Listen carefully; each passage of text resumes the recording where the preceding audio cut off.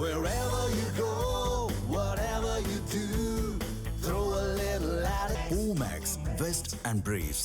கோவையில் உள்ள கோனியம்மன் கோயிலில் உண்டியல் காணிக்கை முறைகேடு நடந்துள்ளதாக புகார் எழுந்துள்ள நிலையில் அறநிலையத்துறையின் இணை ஆணையர் நேரில் விசாரணை நடத்தி வருகிறார்.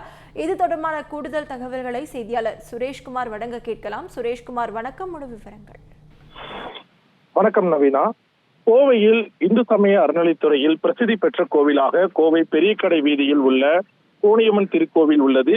இங்கு உண்டியல் காணிக்கை எண்ணிக்கையின் போது முறைகேடு நடைபெற்றதாக எழுந்த புகாரை தொடர்ந்து இந்து சமய அறநிலைத்துறையின் இணை ஆணையர் ரமேஷ் கோவிலில் நேரில் விசாரணையை தற்சமயம் தொடங்கியிருக்கிறார். கடந்த 2 மணி நேரமாக விசாரணை சென்று கொண்டிருக்கிறது. கடந்த ஜூலை 15ஆம் தேதி நடைபெற்ற உண்டியல் திறப்பு மற்றும் காணிக்கை என்னும் படியில் நிரந்தர உண்டியல்கள் 9 உண்டியல்கள் இருந்துள்ளன. இதனை உதவி ஆணையர் மேற்பார்வையில் திறக்கப்பட்டன.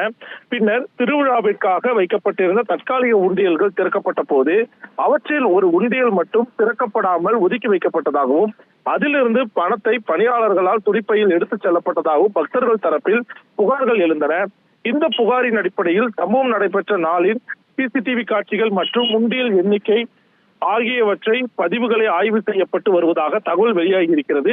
இதையடுத்து இந்து சமய அறநிலைத்துறையின் இணை ஆணையர் கோனியம்மன் கோவிலில் நேரில் விசாரணை தொடங்கியிருக்கிறார்.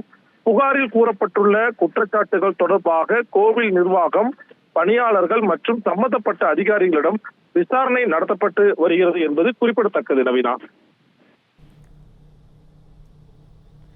முழு விவரங்களுக்கு நன்றி சுரேஷ்குமார். தமிழ் ஜனம் சேனலை சப்ஸ்கிரைப் பண்ணாம பார்த்துட்டு இருந்தீங்கன்னா மறக்காம சப்ஸ்கிரைப் பண்ணிடுங்க.